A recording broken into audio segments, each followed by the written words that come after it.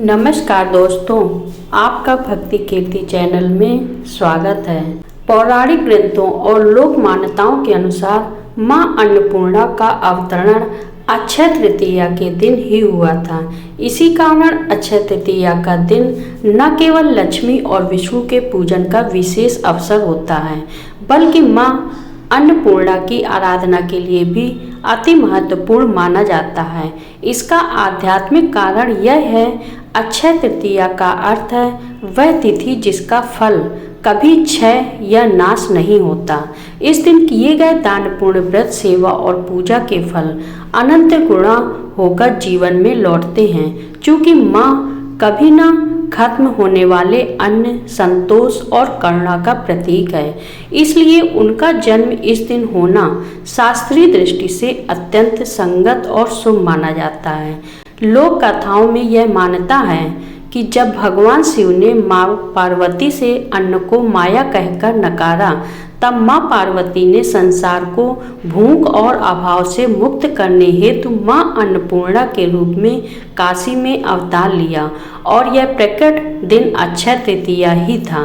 इसलिए इस दिन को अन्न प्रकट दिवस भी कहा जाता है और काशी, वाराणसी सहित भारत के अनेक क्षेत्रों में मां अन्नपूर्णा की विशेष पूजा, भंडारे और अन्नदान किए जाते हैं।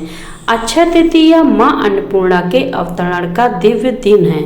इस दिन मां की आराधना करने से जीवन में अन्न, धन और संतोष की अक्षय कृपा बनी रहती है। जिस प्रकार जल के बिना जीवन संभव नहीं, उसी प्रकार अन्न के बिना शरीर की कल्पना नहीं की जा सकती। मां अन्नपूर्णा शक्ति की वह दिव्य स्वरूप है जो केवल भूख ही नहीं, अभाव और चिंता को भी हल लेती है। उनका नाम ही कहता है अन्न, यानी भोजन, और पूर्णा यानी जो पूर्ण करे। वह संपूर्ण सृष्टि को अन्न से पूरित करती है और उनकी कृपा से ही जीवन में संतोष आता है। मां अन्नपूर्णा का रूप अत्यंत सौम्य, करुणामयी और तेजमय है। वह अपने हाथों से भक्तों को अन्न परोसती है और उस अन्न में केवल पोषण नहीं, ईश्वरीय प्रेम समाया होता है। उनका निवास स्थान वाराणसी माना गया है, जहाँ काशी विश्वनाथ के पास उनका प्रसिद्ध मंदिर स्थित है। अब आइए मां अन्नपूर्णा की वह लीला सुनते हैं जिसने भगवान शिव जैसी योगी को भी अन्न का महत्व समझा दिया। एक बार की बात है, भगवान शिव कैलाश पर्वत पर मां पार्वती के साथ ध्यान मग्न थे। भगवान शिव और माता पार्वती के बीच दर्शन और तत्व ज्ञान को लेकर एक संवाद हो रहा था। ध्यान से उठते ही उन्होंने यह प्रश्न किया जो सृष्टि के मूल स्वरूप को लेकर था। उन्होंने पार्वती जी से कहा, हे देवी, यह संसार केवल माया है, यह शरीर भी मिथ्या है और अन्न भी माया का ही भाग है।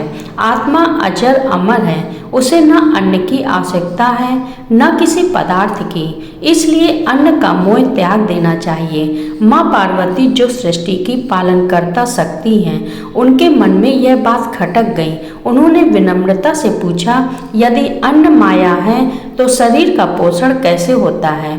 क्या बिना अन्न के आत्मा शरीर में टिक सकती है? शिव जी मुस्कुराकर बोले, सच्चे ज्ञानी को न भूख लगती है न प्यास, अन्न माया का भ्रम है। माँ पार्वती मौन हो गई, पर भीतर ही भीतर उन्होंने कुछ ठान लिया। उन्होंने संकल्प किया कि यदि अन्न वास्तव में माया है तो वह इस माया को सृष्टि से हटा देंगी और साक्षात परिणाम दिखाएंगी। उन्होंने ध्यान लगाया और अपने योग बल से समस्त ब्रह्मांड से अन्न का लोप कर दिया। अचानक समस्त पृथ्वी पर अन्न की कमी हो गई। खेत सूख गए, नदियाँ सूखने लगी, हवाओं में गर्मी और बेचैनी फैलने लगी। मनुष्य, पशु, पक्षी, देवता, मुनि सभी भूख से व्याकुल हो उठे। अन्न के अभाव में हवन रुक गए, यज्ञ ठप हो गए और धर्म का चक्र ठहर सा गया। भूख से तड़पते लोगों की पीड़ा देखकर देवगण ब्रह्मा और विष्णु के पास पहुँचे। ब्रह्मा जी बोले, यह कोई साधारण घटना नहीं, यह शक्ति का संकेत है। तब सभी देवता शिव जी के पास कैलाश पहुँचे और सहायता की प्रार्थना की। शिव जी ने जब ध्यान लगाया तो उन्हें इस स्थिति का कारण समझ में आया। यह पार्वती जी की लीला है। वे गंभीर हो उठे और माता के पास गए, किंतु पार्वती जी मौन थी। शिव जी ने निश्चय किया कि ये स्वयं काशी जाकर इस समस्या का समाधान खोजेंगे। वाराणसी में मणिकर्णिका घाट के समीप गंगा के पावन तट पर एक दिव्य प्रकाश प्रकट हुआ। वहीं पर देवी पार्वती ने मां अन्नपूर्णा के रूप में प्रकट होने का निश्चय किया। उन्होंने एक हाथ में अन्न से भरा कटोरा लिया और दूसरे हाथ में सुवर्ण पात्र। उनकी आंखों में करुणा थी, मुख पर तेज और चाल में संतुलन। देवी ने वहीं अन्न वितरण प्रारंभ किया। भूखे निर्धन पीड़ित तपस्वी गृहस्थ जो भी उनके पास आया, माँ ने उसे अपने हाथों से अन्न परोसा। उनके द्वारा दिया गया अन्न केवल पेट नहीं भरता था, आत्मा को भी शांत करता था। धीरे धीरे सृष्टि में संतुलन लौटने लगा और भूख से बिलखता संसार माँ की गोद में तृप्त होने लगा। शिव जी भी वहाँ पहुँचे। उन्होंने माँ अन्नपूर्णा का दिव्य रूप देखा और भाव विभोर उठे। विनम्र स्वर में बोले, हे देवी, आपने सिद्ध कर दिया कि अन्न कोई माया नहीं बल्कि यह ब्रह्मा का साक्षात रूप है। आपके अन्न से ही यह संसार चलता है। कृपा कर मुझे भी अन्न दे ताकि मेरा ज्ञान भी अनुभव में बदल सके। माँ ने प्रेम पूर्वक अपने हाथों से भगवान शिव को पहला ग्रास अन्न का दिया। वह अन्न शिव जी को भी तृप्त कर गया और उन्होंने झुककर देवी को नमन किया। शिव जी बोले, हे अन्नपूर्णा, आप ही सृष्टि की धात्री हैं। आपके बिना न धर्म चलता है, न भक्ति और न ही जीवन। देवी मुस्कुराई और बोली, हे नाथ, ज्ञान जब शक्ति से जुड़ता है तब ही संतुलन आता है। अन्न केवल शरीर नहीं पालता, वह आत्मा को शांत करता है। इस लीला के स्मरण में काशी में मां अन्नपूर्णा का मंदिर स्थापित हुआ।